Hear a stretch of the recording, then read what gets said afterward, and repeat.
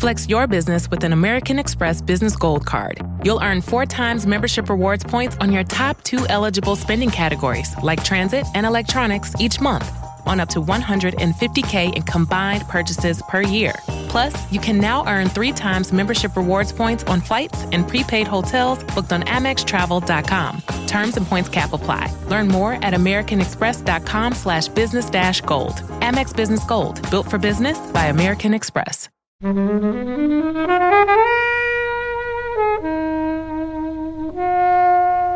me, this is classic Tim Burton.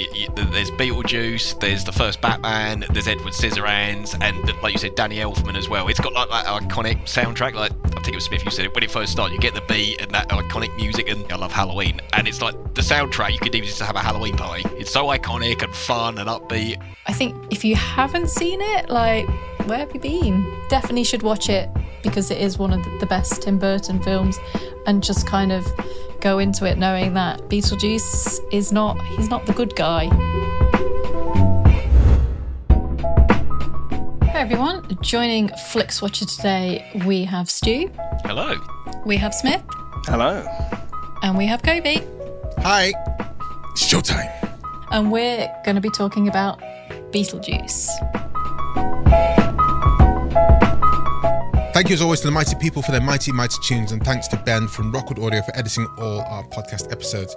Please do remember to head over to Spotify and Apple Podcasts and Pocket Casts and give us a 5-star rating and a massively glowing review. And if you want to join the conversation with us on social media, we're on Twitter at FlixWatcherPod, and everywhere else we are at Flixwatcher. So Instagram, we're at Flixwatcher. Threads, we're at Flixwatcher. TikTok, we're at Flixwatcher. And Blue Sky, I think it's Flixwatcher as well. Thank you very much for listening. This is the end of your PSA.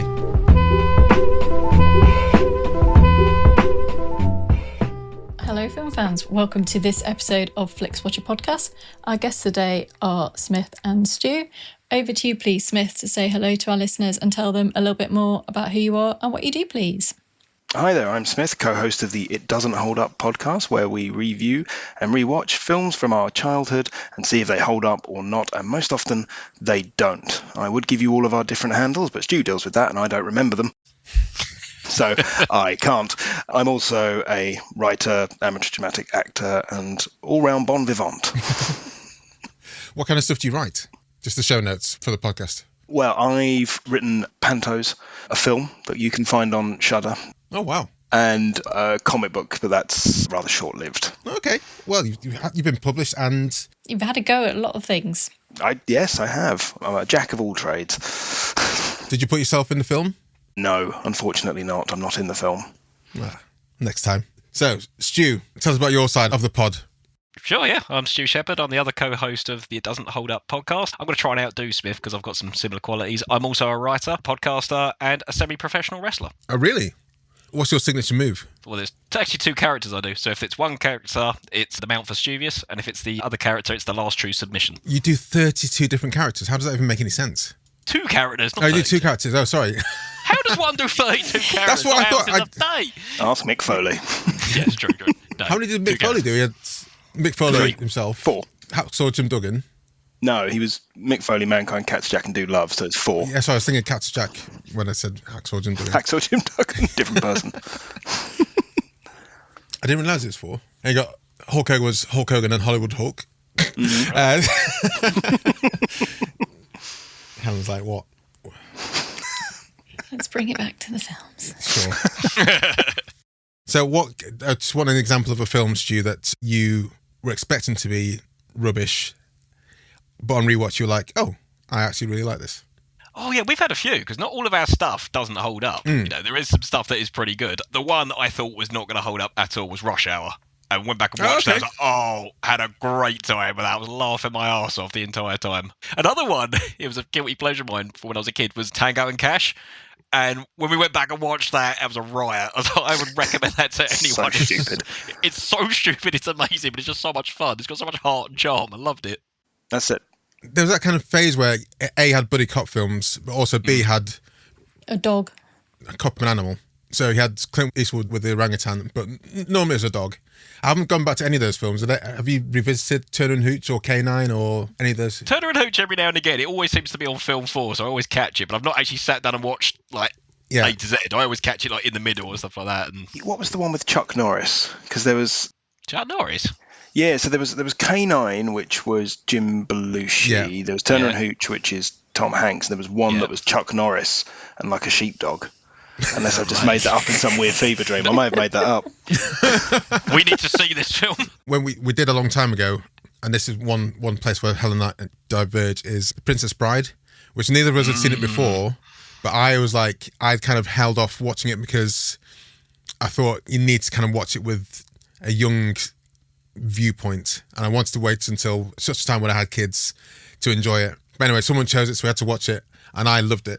That's great. Helen wasn't that big a fan of it. Really? Why not? I think that kind of genre, like kind of fantasy realm genre, is quite low on my interests of genres, and I was just a bit like... Do you think if you'd seen it as a kid first, you would have... Yeah, maybe. Scratched some itches? Yeah. Yeah, we did Willow recently, and I was really expecting that whole up. I was like, nah, this is crap. Smith liked it. I didn't. I quite enjoyed it, yeah. It's Ron Howard, isn't it? You always kind of err on there. It's not going to be great. I don't know. Splash is pretty awesome. Flash is good, but then you have Angels and Demons. So... Quite right. We're talking today about Beetlejuice, your choice. You can tell us first of all why you chose it, and then I'll get the timer out in which you'll have 60 seconds to give us the synopsis. Yeah, I chose Beetlejuice because I love Halloween and I'm not ready to give up Halloween just yet. I also haven't seen the sequel of Beetlejuice. What? I know. I've recently become a father, and going to the cinema is very, very difficult. But I have a rule: if I'm going to watch the sequel, I have to watch the original one at least recently, because I'll end up watching the sequel and going, "Who's that? What's going on?" So I at least have to watch the original to refresh themselves. And yeah, that's why I chose it. And love Tim Burton. Really, really Tim Burton as well. Not some of his newer stuff. Yeah, I just really fancy going back and rewatching Beetlejuice because I've not seen it in years. Fair play. Synopsis timer starts now. Okay, so this is the story of Adam and Barbara Maitland, who are on a staycation at their home and they are tragically killed, but then they are destined to live in their house for 125 years until they can pass on. But unfortunately, during that time, new residents move into their house who they hate. They try scaring them out, which doesn't quite work, so... as well as befriending the daughter of the family who can actually see them, they end up seeking the help of bio-exorcist Beetlejuice, who's going to help them get rid of these residents, and hijinks ensues. Perfect. Very nice. Has anyone not seen this film before, guys? When was the last time you saw these films? Let's go to yourself, Smith. These films, Beetlejuice. Well, before recently, I probably watched it again about 8 weeks ago, maybe 10 weeks ago. Oh, okay.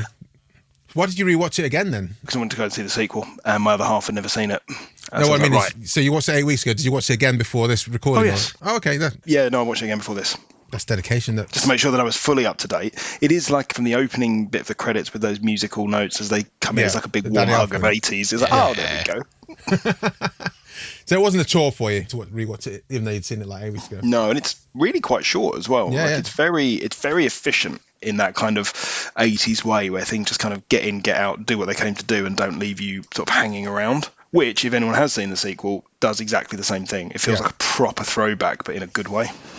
So, Helen, I imagine this is one of your favourite films ever. How close am I? Maybe it used to be, but maybe less so now. But it's one of the ones that I watched definitely too young. And so, when you say too young, is it that you didn't understand it, or it was quite scary, or both? Well, it was quite scary. I was trying to find what the certificate was. I can't remember. It's definitely 15. Yeah. It was 15 when it originally came out. On Netflix, it says it's a 12. Yeah.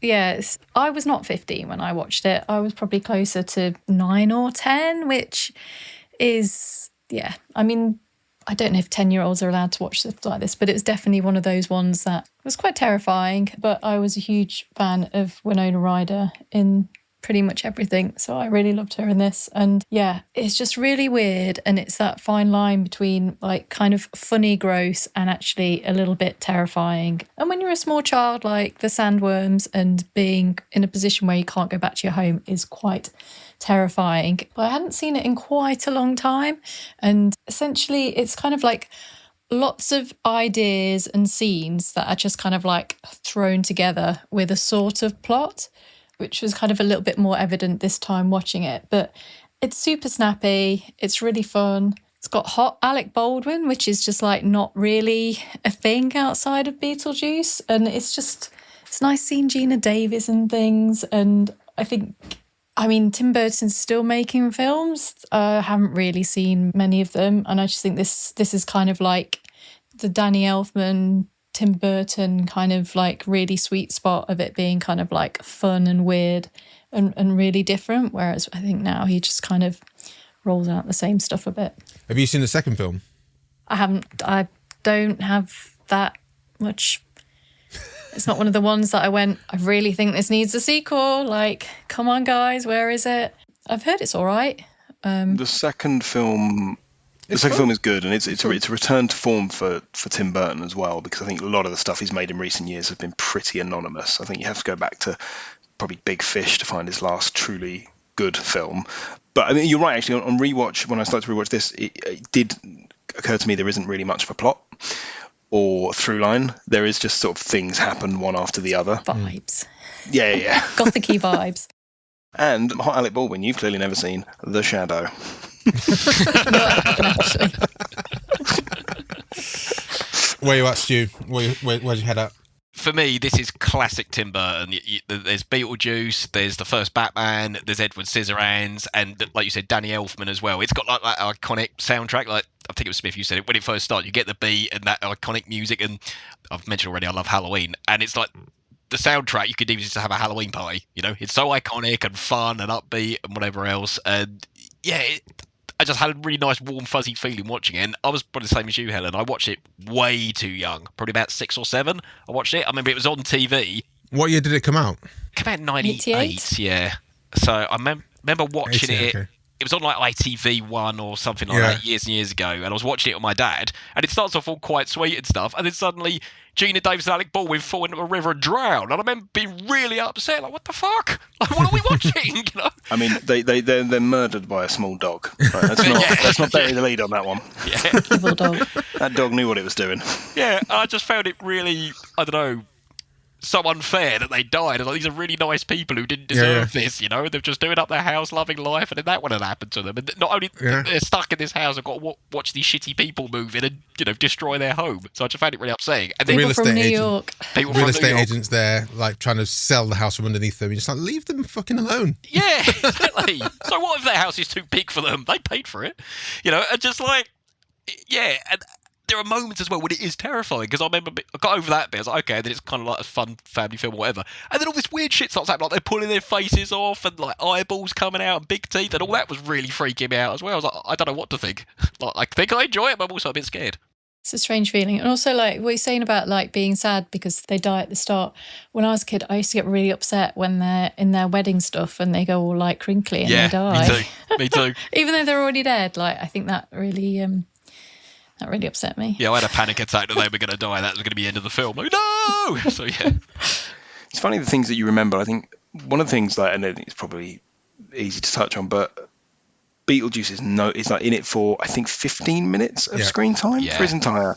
And he's not in the sequel that much more, to be honest. Really? But it's weird that I kind of had it in my memory of Beetlejuice being this cool character. And I think part of that comes down to if you watched the cartoon that they made. Yeah. Which is weird that they used to do cartoons of inappropriate films. Exactly. Yeah. Like Police Academy, the cartoon. Yeah, RoboCop, the cartoon. Yeah. Rambo, that film for kids. But you kind of get this memory of Beetlejuice being this kind of cool character. And he is a sex pest. Yeah. But he is not presented as anything other than that. So it's not like, in my memory, him being this cool character. It's literally that he's a horrible villain. And I was really worried in the sequel, not giving away any plot spoilers, but they were going to kind of soften him and make him heroic. And it's like, no, good, don't do that. He's still horny, after all this time. Yeah, even after all this time. Isn't that a song lyric from something? Oh, no, still crazy after all this time. Anyway. Yeah, I think I was reading like Letterboxd reviews of it, and people were like, No, I'm not going to do that. A film I haven't seen. Okay, Beetlejuice, and people were like, "Oh, he's a sex pest." Like, yeah, that was his character. I was like, he's not like billed as a hero, is that? He's, that's just his vibes. He just wants to. Yeah, everyone, even the people in the land of the dead were like, "Don't hang out with this guy. Don't hang out with him. He's wrong." And But yeah, also it was like watching it as a kid, like I literally can't remember what I must have thought a whorehouse was. It just appears like this made up whorehouse as a child going, I wonder why he'd like to go to there. That's part of the reason I was asking you why you thought you watched it too young, because for me, I don't think I found it that scary. No. One thing annoyed me as a kid was like, as Smith was saying, I was like, it's called Beetlejuice, but he's really not in it that much. Yeah. And then the other thing was, and watching it as an adult, you kind of like, oh right, a lot of stuff must have gone way over my head when I was watching it. And that girls bit would have been like, why is he interested in that? Why is he? Yeah. So there's all these kind of things are happening. And on rewatch as an adult, I don't think I watched it for the best part of a decade before watching it this weekend. There's so many cool things like which play into the second film, like Lydia Deetz's art. Is it Lydia Deetz's art? Is it Lydia's art? Delia's her art. mum's Delia's Delia. art, yeah. So like Delia's art, for example, how that kind of weaves into this film and how she's a bit of an arse, and the relationship that they all have as a family together is really kind of intricate and interesting. And the relationship between Alex and Geena Davis' character, the Maitlands, is really interesting. A lot of that played out more as an adult than it would have. A lot of it would have gone sail straight over my head as a kid, and I thought I was really kind of impressed on the rewatch as to how it kind of held together. Yeah, totally. And it's weird as well, you see the stuff that goes over your head. Sometimes Beetlejuice is on during the day at like 3 PM, but they must just cut all the inappropriate out. The bit like, that fucking tree, they cut that bit out. Yeah. They cut the bit out with the woman shows that she slashed her wrists, the receptionist. Yeah, the whorehouse, all of that is all cut out. And it almost becomes like this family-friendly movie. I was like, well, hang on, you've probably taken even more of Beetlejuice out of this film than he's already in it, you know? At 3 o'clock in the afternoon, it runs to a solid 60 minutes. It's like, for me, it's because I sort of like early Tim Burton. So if you look at the Batman films, for example, or, you know, the kind of his style bleeding into So which Nightmare was Before first? Christmas. Was it Batman or Beetlejuice? I can't remember. Beetlejuice. Yeah. Beetlejuice was 88, Batman was 89. Yeah. They got him, but it was like his first studio film. It was his first feature-length studio film, and it's almost like his. Wasn't it sort of- Pee-wee though? Sorry, his first studio film. Oh, was it Pee-wee? Yeah, Pee-wee's Big Adventure. Yeah, I think it was, you're right. Yeah. Ah, you bastard. You think you're right. Damn it. Made a mistake. But to me, it's like the perfect meld of his style and the material around it. Like you look at, especially the way he plays with like the Maitlands and their sort of pure Americana all the way down to her like summery dress and his plaid shirt. It's like Norman Rockwell Americana. And then you've got this kind of day glow, twisted Roger Corman 50s vibe that sort of influences it through the other side, and it's just like a perfect meld, and the whole thing is so visually inventive, and it just works so well at that thematic level, even down to the music. Like Danny Elfman is like the perfect person to be scoring this. Yep. I haven't listened to this soundtrack in isolation, and I think I need to. I often put a post out on places on my social media asking what film scores people like working with, and I don't know if this will be a good one because I might be a bit too. Danny Elfman's quite jaunty, isn't he? So he might kind of take me out of my trying to get into the focus zone. But I definitely haven't listened to this in isolation, so it'll be quite interesting. The other thing that struck me was practical effects, because CGI really pisses me off, right? The bit where they go like the underworld and all that, and there's all the the dead souls and the flat guy like going along on the rail, all that sort of thing. It's like the attention to detail is incredible. Well, honestly, when you watch the second one, there's a lot more of that. Good. Yeah, there is. Good. CGI annoys me. The one thing I wanted to talk about with this film is the main cast. And this for me as an 80s kid, loved Michael Keaton, loved Winona Ryder, loved Catherine O'Hara, loved, Jeffrey Jones because he was in... because he was in Ferris Bueller, which is one of my... I typically rate it as one of my favourite films. But these 5 central characters... Sorry, Geena Davis as well. Yep. So they're smashing in this. Yeah. Catherine O'Hara now, I think she's better now than she ever has been. And I think I didn't understand how great she is as a comic actor, because we've seen her as Kevin's mum and you've seen her in this. They're the main 2 films, but she's such a fantastic tour de force that she doesn't, even though she does a lot in this, she doesn't get to exercise her whole range, which she does a bit more in Beetlejuice too. So yeah, those main cast guys, just have anything to say on them before we head to the scores? So look, I think if we leave Jeffrey Jones out of it for the obvious reasons of Jeffrey Jones doing what he did, yeah, and you know what, actually saying that, he is great in this, and it's a real shame that his career has that qualification now held over it. But like Michael Keaton is clearly having a whale of a time. Alec Baldwin plays that all-American guy perfectly. Geena Davis as well, as sort of as a couple, they're just so sweet and engaging. It was I thought there's so just in that 5 minutes when they're establishing what they're doing and kind of you could kind of sense the love and the history behind them, and I just thought it was like super a spot on intro to them. In 5 minutes, you see you understand perfectly the nature of their relationship to one another, which is really partly writing, but mainly performance. Yeah, totally. It would be such a shame if they were like really hateable characters and you didn't care. But no, like you just said, in the 5 minutes, it grips you. And this, again, what upset me so much, no, why are they dead? They're good people. They don't deserve this. It's so unfair. And the Winona Ryder in this is so iconic. Yeah. I have been, this is a fancy dress for Halloween before, and I just love all of her. Which one? The veils? Well, the hat, the big hat and the camera kind of look. Yeah.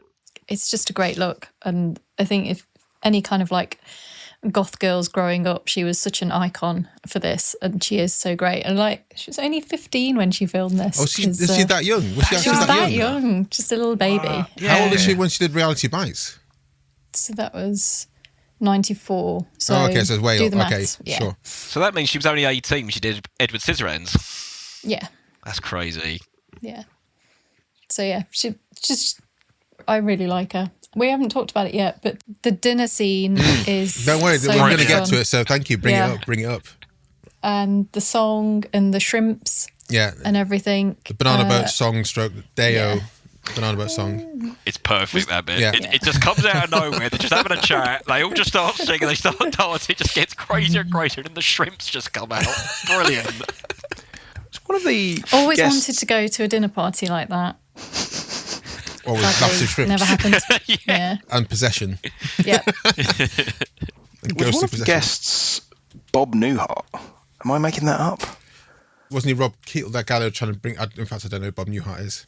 He's an American not Bob TV Newhart. presenter and was it not Bob Newhart? I thought it was Bob Newhart. It might be. Later on, it's Robert Goulet who they try to get there. So that's the guy I was thinking. He's the guy from Naked Gun 2.5. Oh, yeah, it's him. No, but yeah, that scene with the Banana Boat song, I remember seeing it the first time as a kid and just like kind of been blown away. And I was kind of worried that it wouldn't hold up, but it just does. And that's where, because Catherine O'Hara leads that scene. Yeah. And she just does it like fun. It's just the best thing ever. And when it cuts to the people on the side, like Otho and the other guests on the other side, they're not pulling into it as much. It's all Catherine O'Hara. And Jeffrey Jones does put a good shift in as well, but it's all her in that scene. And it's just like, wow. Because it's if that on the script is nonsense. Yeah. But the performance makes it like, the performance elevates it to levels where you're just like, whoa, I can't believe they've done it. Yeah, and the shrimp's a great jump scare as well. You get that great choreographed dance, and then the shrimp comes out. Oh shit! You know? Let's talk about Otho just for a second with Glenn Shaddix. I mean, there's a perfect piece of casting for what is a minor support character but leaves such an imprint. And I think that's when you know you've got the good mix of cast and actor and so the actor and the script and the director and everything just to leave that. And I had it in my head that something happened to him at the end, but I find it so weird that all he does is put him into a blue suit and he legs it. I didn't get that reference. What is he just trying to make him look ordinary and he just run out? I think so. I think that's it, isn't it? Yeah. What else has he been in apart from that and Demolition Man? I was trying to think. Demolition Man! That's where I've seen him. That was driving me mad. There's a Stephen King adaptation called Sleepwalkers, I believe it is. Alice Craig, I think he's in that. But he died fairly young. Oh, okay, that's probably why I haven't seen him. I was just looking. He died in 2010. Okay, so it could have been in more films. Okay. Yeah, just it's Otho. Such a bit of a knobhead. He steals a book. He's just from New York. It's just a New York vibe. Oh yeah, Smith has that book. This is my notebook that I use. The recently deceased. Oh, deceased. Do you change the cover, or is that just you finish it and then you can't? I buy a new one. Yeah, this is my second of these. Talking of sort of Beetlejuice being iconic, I was recently in Universal Studios in Osaka, in Japan. Ooh. And they have the Rock and Roll Monster Show, which is hosted by Beetlejuice. And you haven't seen Beetlejuice till you've seen Japanese Beetlejuice. Is it something else? Didn't get word of it, but still good. Was it in Japanese? Oh, yeah. Okay. Yeah, couldn't... No, not a word. Does he do the honk honk still? No, he doesn't. I think even Universal have gone, maybe not. Is there anything guys want to say before we head to the scores? Just, I love this film. Like, it was... honestly, I was so worried that I was going to go back and it wasn't going to hold up. And I'm like, oh, this is crap. This is overrated. This is just like people making out something to be amazing when it's not. No, it is. It's really good fun. It's a great Halloween film. It's a great film all around. Tim Burton, early Tim Burton. It's gold. Well, let's head to the scores. Little teaser there for what is about to come, possibly. I was gonna say, showing your hand. So, yeah. No, I hate it. I hate every minute of it.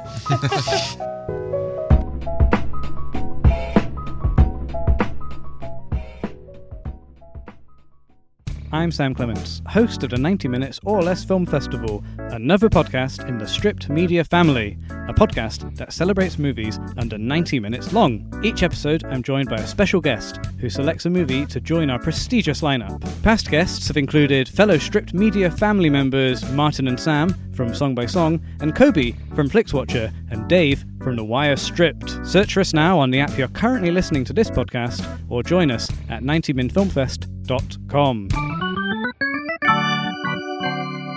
So welcome to the scores. They are always out of 5. You can have decimal places if you wish. And we'll start with you, please, Stu, with your recommendability.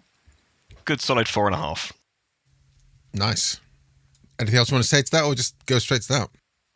No, I don't want to say 5, because that's almost like saying it's unmissable, right? And then if you do that, people are going to go, oh, no, I don't. It's not that amazing, but I think it deserves to be higher than a 4. So yeah, 4.5. Sure. Smith? I think divorcing it from the nostalgia point and actually sort of taking a step back and reviewing it as a film in its own right, it's probably a 4. It's not a 5 because it is just a series of things happening strung together with very little plot. And I think if you come cold to it as an adult, you probably won't get as much out of it as someone that grew up with it because it's just narratively not quite there. But I think, as you said, it's vibes. Helen? Yeah, very much the same. Like, watching it now, it's a very strange film. But, you know, the 80s were a strange time. And I think in terms of, like, if I'm rating it as, like, my favourite Tim Burton films, then it's definitely in the top 5. So I think if you haven't seen it, like, where have you been? Like, Agreed. Definitely should watch it because it is one of the best Tim Burton films, and just kind of go into it knowing that Beetlejuice he's not the good guy. He's the bad guy, sex pest. He is a sex pest. It's not trying to hide it. Tries to marry a 15-year-old. Like, that is essentially the plot. That's where we're going. But it was fine. The second he encounters Geena Davis, he's trying to get a branch to lift her skirt up. So, I mean, it's... Lifting up her skirt. Yeah. But it's kind of funny because he's just this weird, creepy guy who spells his name differently to how it's known. But anyway, it's never addressed. Betelgeuse. Yeah, because I think when I first saw it as a kid, when it's spelled Betelgeuse first, and there's no point is there an explanation as to how they work out how to say it properly, or then when. Anyway, that was just something that always screwed in my head as a kid, and it still screws in my head a bit now. I think it's named after a star. Yeah, Betelgeuse is like Jupiter's. Is it a star, or is it like a moon from Jupiter, something like that? Something like that. It's a celestial body of some sort, but that's how that's spelt.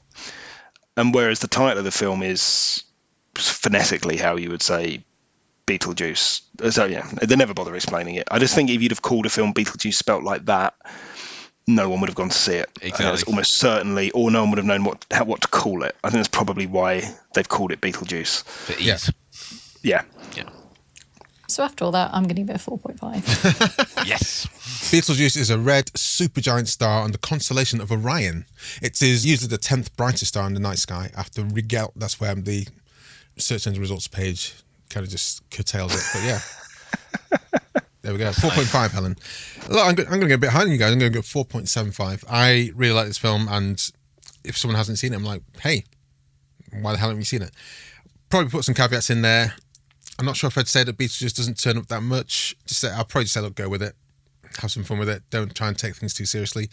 And then we'll have a discussion about it. Some of the chat you guys have had about the kind of lack of interconnectedness, that is present in the second film in a way that annoyed me more than it did in this film.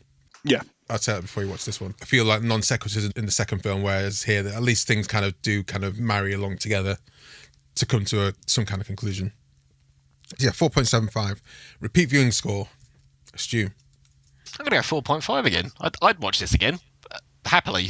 For me, this would be probably one of my Halloween movies to go to every year. So, yeah, I could happily watch that again.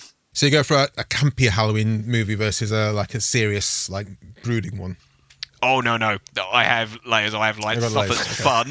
It's not just one film. Yeah. You've got a night of it. Absolutely. Yeah, it's my favourite night of the year. A week of it. Yeah, a month of it. I'd love to have done a month of it, but I was very busy this month, so I had to just do one night of it. But always something silly and then end with something like shit scary or really gory or something like that. So no, that definitely goes in that category. So yeah.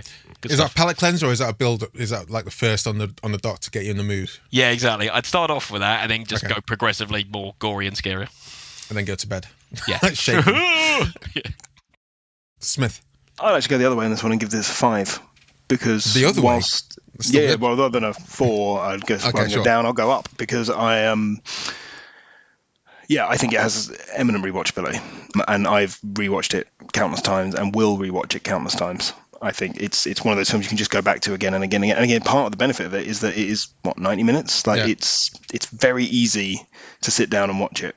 It doesn't feel like a chore. And there are some films that I love, some films that I'd say are better films than Beetlejuice, but you don't have 2.5 hours, 3 hours, sit down and watch them. You have to look in your diary to find an opportunity. And then... Yes, one day I will see The Seven Samurai, but I just don't have 3 hours to watch a black and white Japanese film. Helen. Yeah, I'm going to go for a 4 as well. It's a very enjoyable rewatch. I mean, I have seen it loads, so that's obviously weighing into that score as well. But yeah, it is. It just doesn't hang around. It's just like, here we go. Yep, here's some weird shit. And when we're done, we're wrapped up. We're finishing off with a weird little dance. You liked the dancing earlier. We've got a bit more for you. Yeah. It's great. I'm going 4.38. I think it's definitely very precise. You ain't seen nothing yet. Okay. So 4.38. I don't know how many times I watched this. Probably into the 20 times. But then there was like a gap of 10 years where I just didn't have access to it or didn't think about watching it. So I'm glad it's on Netflix now. I'm glad you guys have chosen it. It's put it back on my radar again as something to definitely try and watch more often. Small screen score. Interesting. Has anyone seen this on the big screen? Let's find out. Stu. No, I've never seen it on the big screen. I'd love to. And if the Prince Charles was showing it, I'd go watch it at the big screen. Like if they were doing a Halloween marathon, I'd be very surprised unless it's like a rights thing, because there's some studios they can't show, isn't it, at Prince Charles for some reason. Yeah. Oh, but you know what? Every now and again, Cineworld cinemas and stuff, they'll just show an old film from the past. So yeah, I think there's an opportunity I'd go see it at the cinema. But I don't think you need to see it at the cinema to enjoy it more or less. So small screen value, 4.5 again. Just it's fine on the small screen. Sure, it's great on the big screen, but I don't think watching it on the small screen makes it any less good. Smith. Yeah, I'd probably agree with that. Probably say 4. I don't think it's something that you need to see on the big screen, not having seen it. I think it was on during COVID at my local cinema at the time. I think they were replaying old films just to sort of get people in when the cinemas reopened, but I didn't go and watch it. So yeah, 4. Helen. Yeah, I think it has been on at the Prince Charles, but maybe not recently. It could be a Tim Burton season, it could be a Halloween season, it could be there's a few you can pull into, isn't it? I mean, I have only ever watched it on a small screen, and that's kind of been my vibe with it. So I don't know whether I need to see it on the big screen. I imagine some of the more kind of computery effects look a bit ropey because some of the stuff looks pretty. Some of the sandworm stuff look like. Yeah, but some of the other stuff looks a bit better on a small screen, so you can't see the stuff in the background. So yeah, I'm just going to go 5. I think it's fine. All right. I think this is the best. I think this is the largest format I've seen.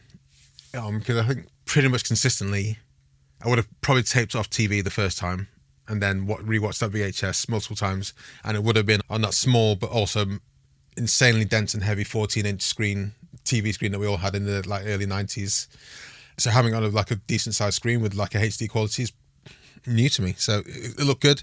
I would like to see it in the Prince Charles Cinema with other people enjoying it with the same vibe. So I'll give it 4.8. Losing 0.2 for the Prince Charles Cinema effect. Engagement score, Stu.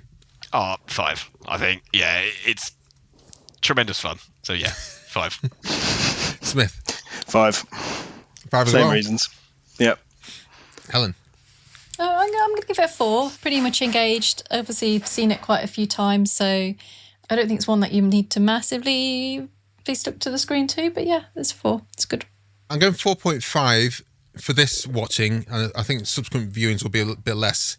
I think I was kind of on the edge of my seat, like looking forward to little incidental pieces, like when Alec Baldwin draws the door and then draws the handle and Alec goes to grab for it. I remember things like that. It's really like making me laugh as a kid, and it still did then, and just kind of testament to how they put it all together. So I was engaged because I was waiting for those little bits that happened, as I remember as a kid. I think in the subsequent ones, I think you could just pretty much let it play, not in the background, but you wouldn't have to have your head firmly screwed on and paying attention to it. That gives us an overall score of 4.52, 688. It's hefty. That's a big one. Yeah, that's a good score. Stu Smith, can you tell us where we can find you online and say goodbye to listeners? Yeah, so we are on Spotify and Apple Podcasts and other good places that you find podcasts. Listen to them. We're on YouTube, It Doesn't Hold Up Podcast. We are on Instagram, It Doesn't Hold Up Podcast. We're on Twitter, X as it's now known, It Doesn't Hold Up Pod. No, Twitter. All right, whatever, Twitter. Yeah, so just look us up, follow us, subscribe, enjoy our stuff, because, we like reviewing old shit. As I said, I let him do that bit because I can never remember it. But as we always say, send your hate mail to me. It's true. I thrive on it. Isn't that like a character, someone that thrives, a character in a film, like thrive off hate and bad vibes? Not that I can recall, but probably. Wasn't it in Ghostbusters Dogma? 2? Was it like the Golgotha? Oh yeah, it was what was it? Vigo Vigo the Carpathian. Yeah. The ooze. That's it. I am a modern day Vigo the Carpathian. On my throne of skulls on a river of blood. Now. Yeah. Beautiful. Guys, thank you very much. It's been great rewatching. Thank you. Again. Thank you. It's a pleasure. Thank you so much. Thanks for coming on. Bye. Welcome. Thank you. Bye. Bye-bye. Enjoyed this episode of Flixwatcher podcast? Why not leave us a 5-star review on iTunes? You can also follow us at FlixWatcherPod on Twitter, and we're at FlixWatcher on Instagram. Thanks as always to the mighty people for their mighty tunes and Rockwood Audio's editing skills. If you're looking to get your podcast edited as sweet as this, get in touch with Rockwood, ROKK Wood Audio. Tell them Flixwatcher sent you.